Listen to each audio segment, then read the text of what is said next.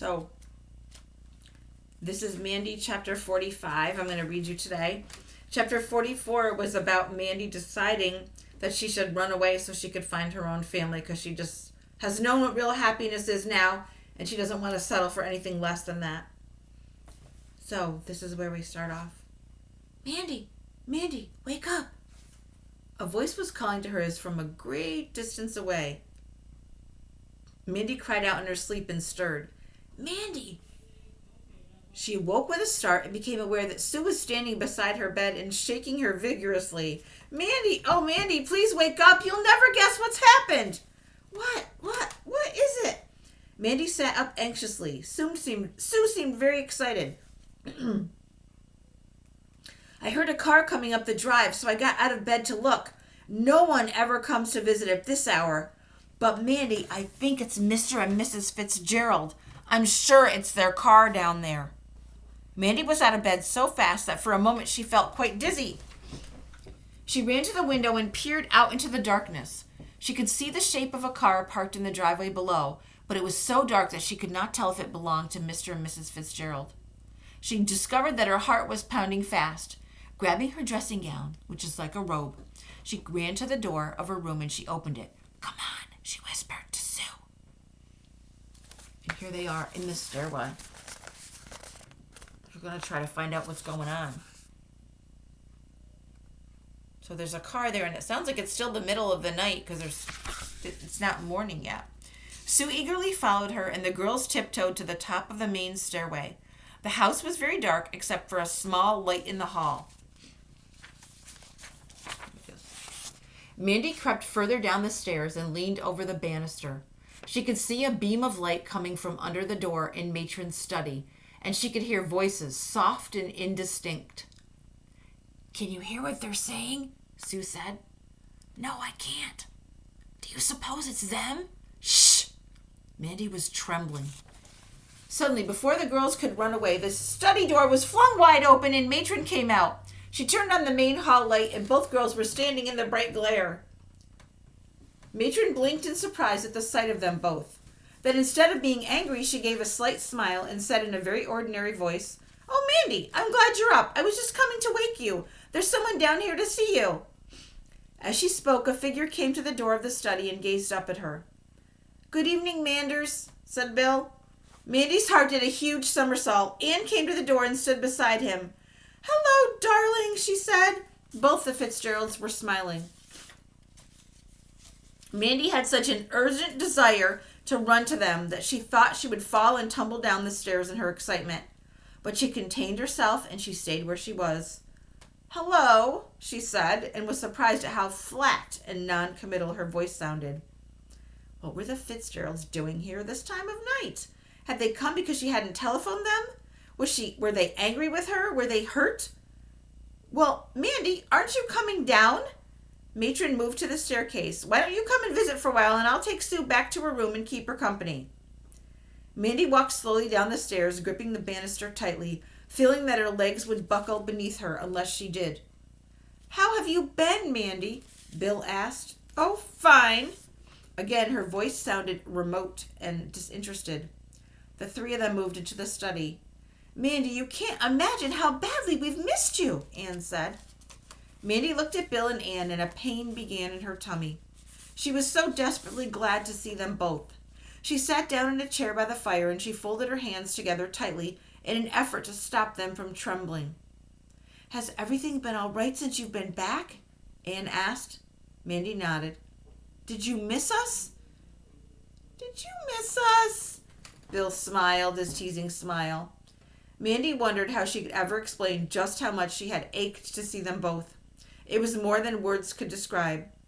Yes, I did, she said in a small voice, and then she thought, what is the matter with me? Why am I behaving so strangely? Bill sat down and leaned toward her. Manders, we came especially to see you tonight because we have something to tell you. It's very important and it concerns us all. Listen carefully and let me try to finish before you speak. His voice was serious, and he glanced at Anne before he continued. Anne was right just now, Mandy. After you left us, we discovered that we missed you terribly. It just wasn't the same in the house without you. Even poor old Jonathan seems lost and out of sorts. We discussed our feelings, and since we all felt the same way, we decided we would ask Matron if it would be possible for you to come and live with us." Mandy's eyes widened, and she drew in a deep breath. "We wanted to come and speak to you about it right away. But first of all, it was necessary to find out from the authorities whether they would let us adopt you. It didn't seem right to talk to you about it until we were sure. And of course, the authorities took forever to find your records and check your history and so on. But darling, just tonight, we finally got permission to come and speak to you. And that's why we're here. We're so excited we couldn't wait until the morning, so we came over right away." Mandy discovered that the palms of her hands were wringing wet. She blinked hard and looked at the clock on the mantelpiece in an effort to control her chaotic emotions. One remote part of her noticed that the hands of the clock were made of gold and the time was 10 minutes to 11. Anne moved forward and she spoke in a warm and loving voice. "Darling, we do love you so very much. We've always wanted to have a little girl, and somehow you seemed so special to us from the very first night when you came to the house. You don't have to make up your mind about this just yet. There's no hurry for an answer. But do you think you could consider coming to live with us for always? I think we could make you very happy. How do you feel about taking us on as a family?" There was a moment of silence. The only sound in the study was the loud clicking of the clock, the ticking of the clock, the loud clicking and ticking of the clock. Mandy found that she was completely and utterly speechless. For a moment, she wondered if she were in the middle of some terrible yet wonderful dream. It was hard to believe what she had just heard. But one look at Bill and Anne and the concerned expression on their face told her that this was a very real moment indeed. Then why was she feeling so bewildered? Why couldn't she answer as her heart was telling her to? Why couldn't she say that this is the most fabulous, wonderful, marvelous thing that had ever happened to her in her whole life? To be adopted, to live in Cranton House forever, to be with this family that she had come to adore so much, not to have to live at the orphanage for the rest of her life or run away as she had planned to do, to know that Bill and Anne really cared enough after all. "We love you very much, Mandy.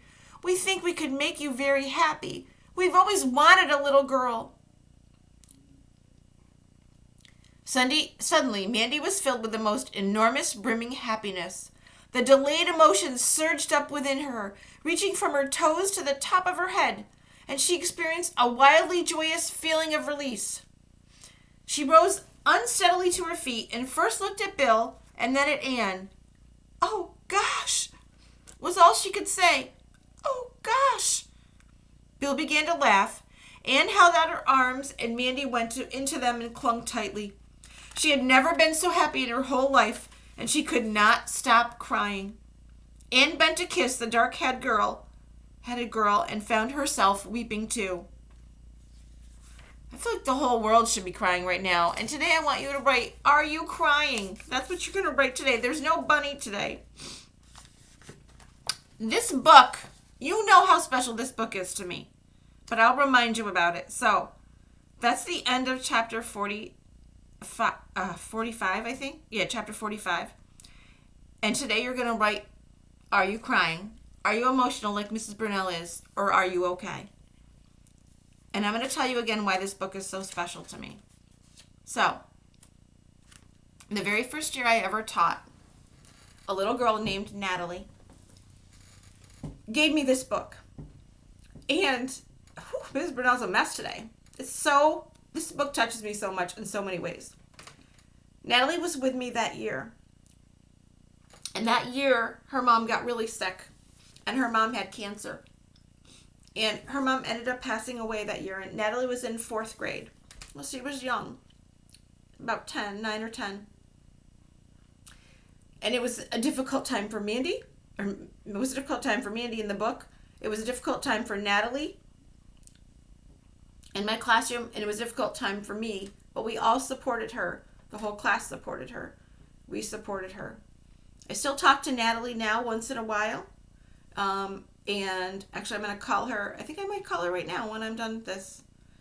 And this book, every year when I read it to my class, it's just so special to me because it reminds me of supporting someone when they needed it, the way Bill and Ann are supporting Mandy.